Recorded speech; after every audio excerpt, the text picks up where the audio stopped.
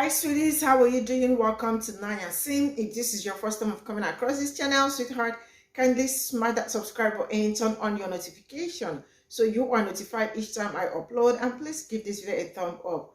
I appreciate that, and I am saying massive shout out to every one of you for all the love and support you all give me here. I am truly grateful. Thank you all so much. So today we'll be talking something very important, and it's about a black man setting a white woman straight up without wasting any time, without minding words and the rest of it. I mean, it was a conference where there were black people were giving speech about what is going on, the rate decision that is happening to them, and the problems that need to be fixed in black community and all that, and the inequality that has been going on. And guess what? The chairperson of that conference was right there. I mean, right there in the conference where they were talking about the problems going on. She was right there shopping online. White people were blabbing. So the young man saw it, took a picture, went to the podium to talk, and diced her all out.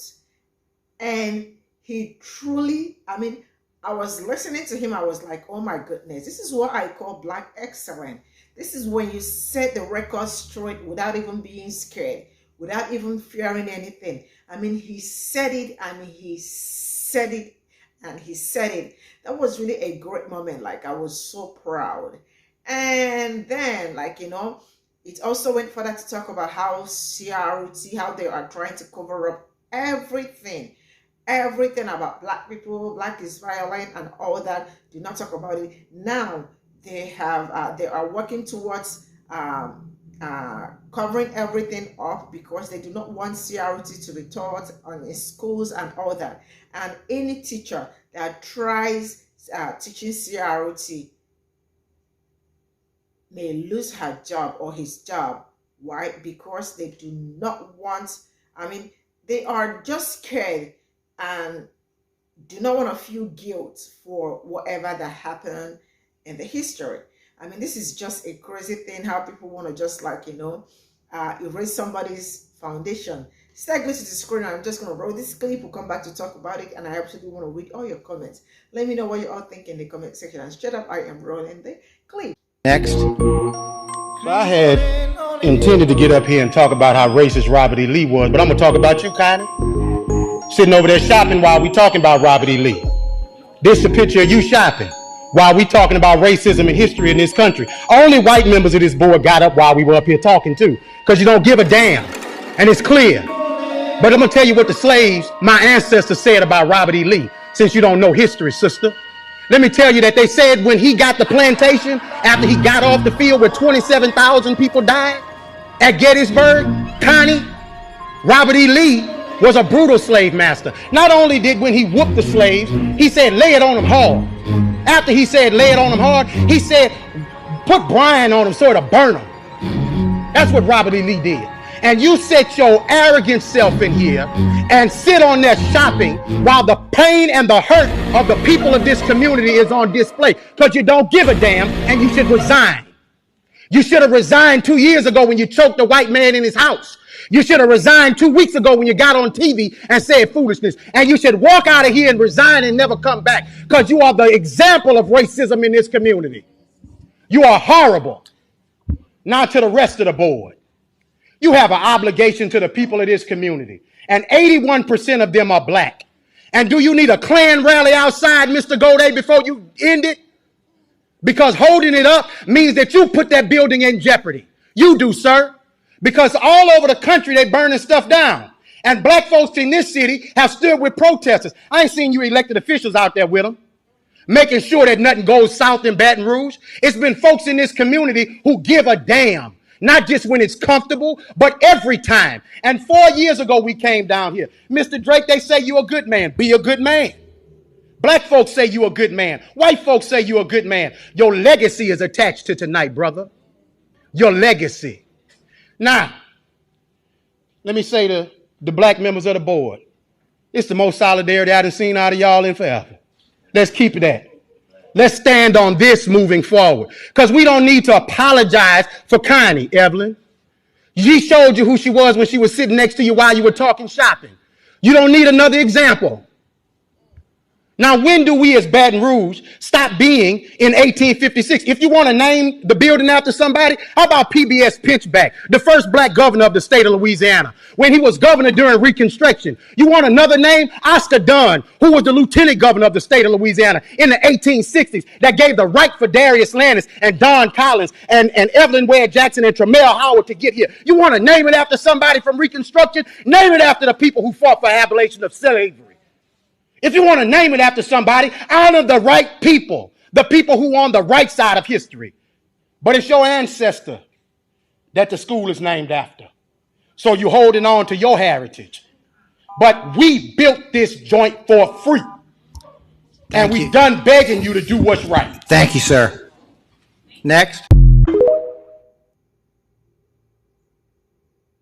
This shit is killing me.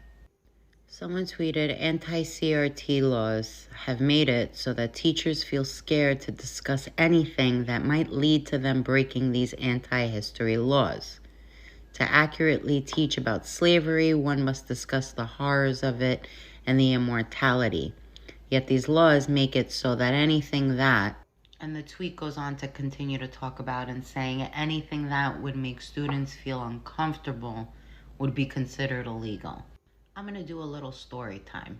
Now, I don't usually talk about myself on this app. One, because people are fucking crazy, and two, I'm not that interesting. I had the unique opportunity of growing up in a very diverse neighborhood, and I went to school in the 80s, 90s, and early 2000s, where things like DEI or CRT didn't exist. And I didn't need those things to recognize that I had white privilege. It doesn't take a rocket scientist. All I needed were 2 eyes and ears.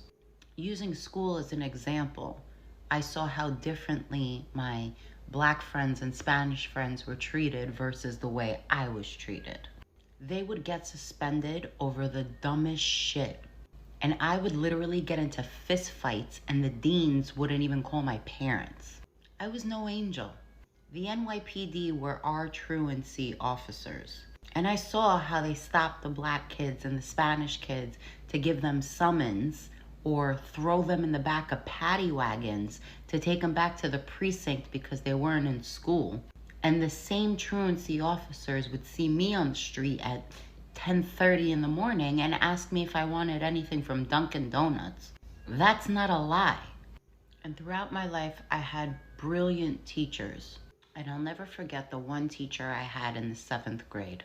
And we hit up a lot of topics in that classroom that some cuckoos on the right would think is CRT.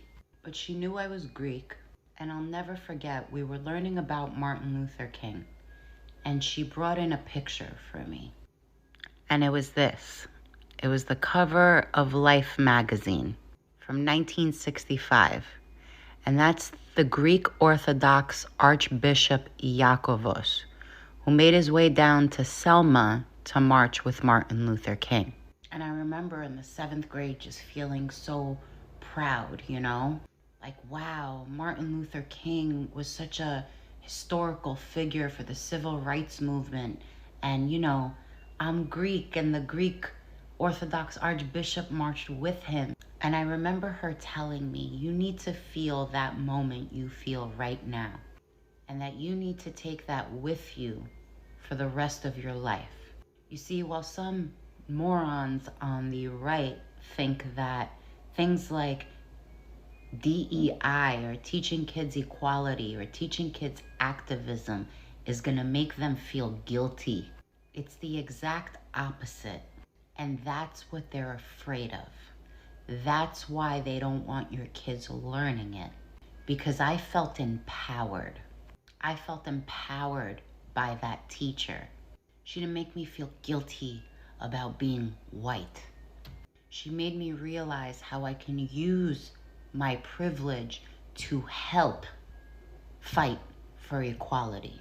How there were people from my community, from the Greek community, that stood up to walk alongside equality, not take the lead, to listen to the activists and stand in solidarity.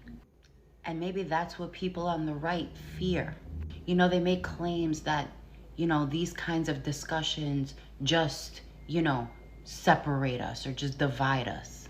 They only divide us if that's how you interpret equality. I didn't feel division at all when I was learning these things in school. I felt the opposite. So maybe you need to look into why you think your children would feel guilty and why me, the daughter of immigrant parents, did not. Anyways, bye. All right, this is all we got from this video. And first of all, I am gonna start with a black man who came all through. You know, when I see black excellence, I love to see something like this. I love to see it when black people set them straight, you know, without even looking back.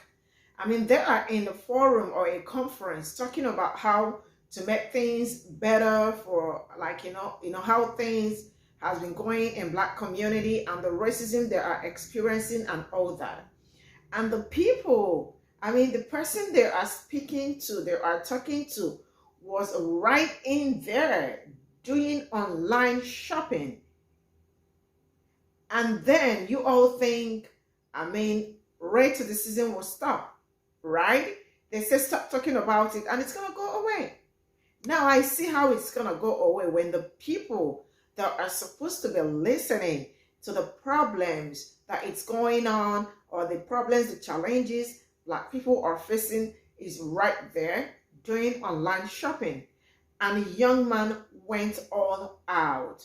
And that is absolutely beautiful. Like, he did an excellent job and I absolutely enjoy listening to him. Yeah, now let's get into the second video. And the woman said, see, they have not started even fearing. This is just the beginning. That they are always in fear and in guilt of history. They have not even started. They said our history is violent and black history is this and that. This is just the beginning. Time shall come when they will pack all their things and they want to run away. Like, they truly do want to run away. But man, I mean, I love to see things like this when they come out to speak up, because it's been black people hammering on it. It's not new. Black people has been hammering on it. They want to ban everything CROT, ban everything black.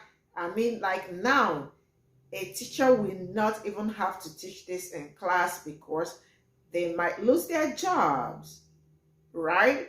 So do not talk about it. And they think, but really, have they really been teaching the real history in classes? Or, like, you know, they have actually not. They've been teaching whitewash history, and they think they are doing black people a favor. They are not. There are other places people are going to learn. The good thing is that people are beginning to see the evils they did, which they do not want their own people to know, their children and all that to know the evils they did. You know, there is something that I reacted sometime, and they said that you have to control everything that, like, you know, now they are trying to control everything through schools, right? Because they do not want that to be taught. Instead of telling talking about the history of African Americans, talk about evangelism. I mean, talk about Bible, right? Because Bible is not going to tell them what happened during in the history of African America or American history. Bible will not tell them that. Rather, it will tell them that maybe slavery is good, like, you know, they will look for a quotation and all that to use to cover things up. So, like they said, they can control what they listen to in school using the Bible. This was the exact word that they used, and that is what I am using. Please do not say maybe I am being anti-Bible or something. No, I am not. But this is what they said. So this is what I'm just going to draw the curtain. Thank you all so much for all the love and support. See you all in my next video. Bye for now.